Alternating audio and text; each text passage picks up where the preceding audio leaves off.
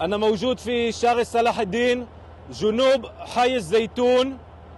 إحنا اليوم فتحنا شارع صلاح الدين كممر إنساني لمواطنين شمال القطاع. أنا بطلب كمان مرة لكل مواطنين شمال القطاع ومدينة غزة، انزلوا جنوب وادي غزة. شمال القطاع ومدينة غزة هي منطقة حرب، منطقة خطيرة جدا.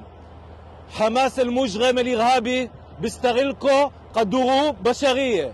انزلوا جنوب قطاع، انزلوا جنوب وادي غزة.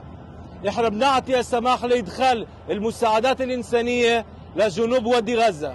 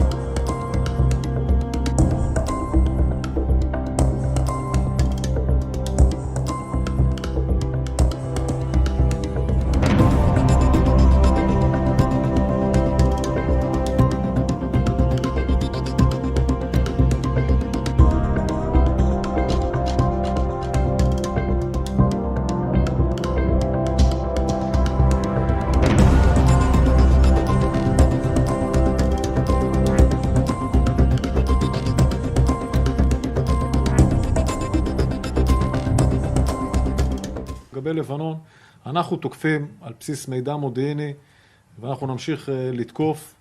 זה המשימה שלנו, כל מי שמאיים עלינו אנחנו נתקוף אותו, וגם כל אירוע שאנחנו כמובן קורה בלבנון אנחנו בודקים אותו ולומדים אותו על מנת שנשלוט בפרטים. זה מה שאני יכול למסור בשלב הזה.